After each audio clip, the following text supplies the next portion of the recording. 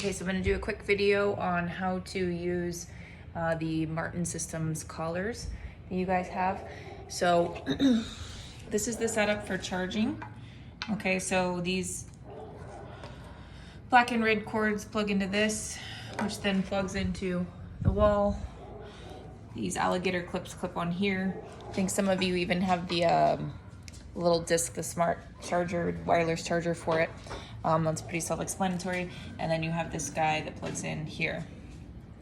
Okay, so unpick these. This is your finger kick. So to work the collar, you can just throw this on your finger, and then this little braille button here is what the button that you're gonna push. So the transmitter comes with a little silicone case, and you'll see this red dot on the side that indicates where the magnet is to turn on the collar. But in order for the magnet to work, you have to take this off. There's also a little magnet inside your kit. You could use that to turn the collar on as well, either way. The opposite side, so this is where you would charge it.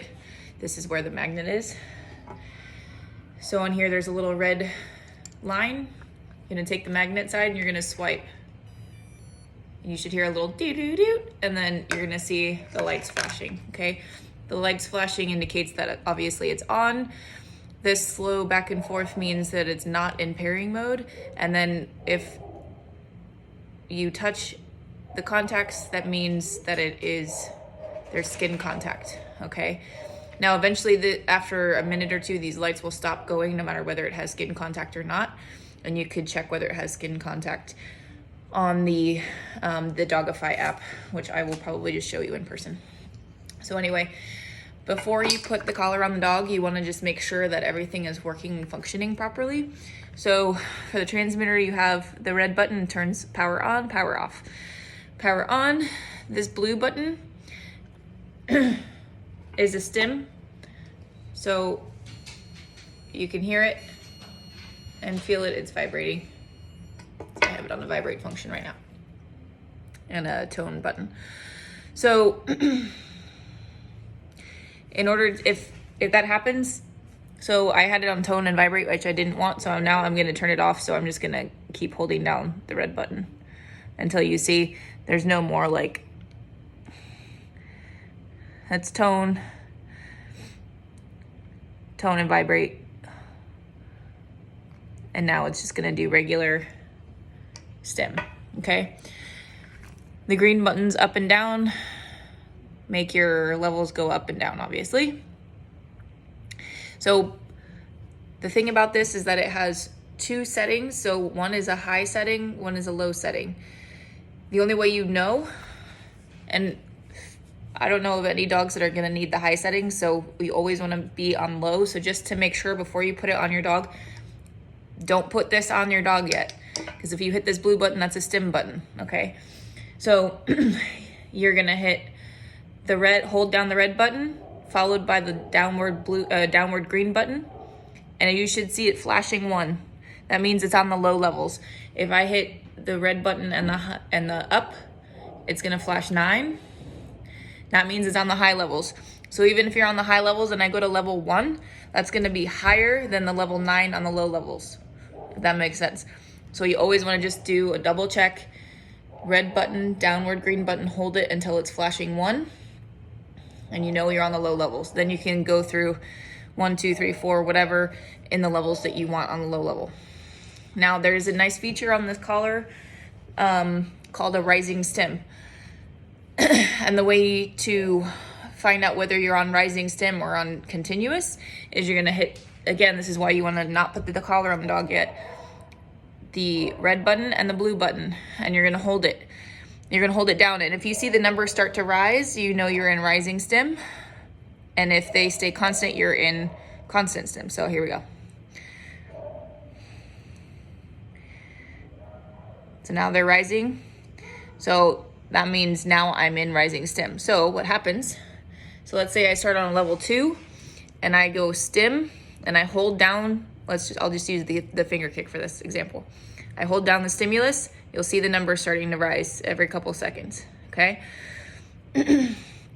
Now, the benefit of that is if you have a dog that generally works fairly well on, say, a 3, but it likes to push its limits a little bit, but working on a 4 or 5 is generally too much, or for various reasons you might have a need for the rising stem, you hold it down.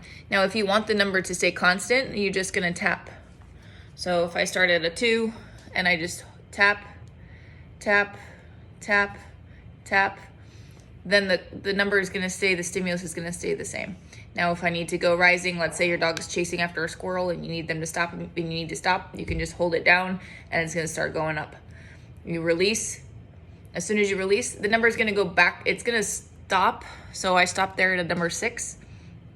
It'll stop there, but the next time you press it, it's gonna go back down to the level you started on. So just because it goes to a level 6 doesn't mean it's gonna stay there, it's gonna go back down. So that's a really good feature. Just depends on your dog, how you wanna do it. Obviously the finger kick and the transmitter, this is where you're gonna make your changes. The only way you can change any of the levels on here is to use the rising stem where you're holding the button down. Otherwise, you're gonna have to manually come here and go up or down with the green buttons.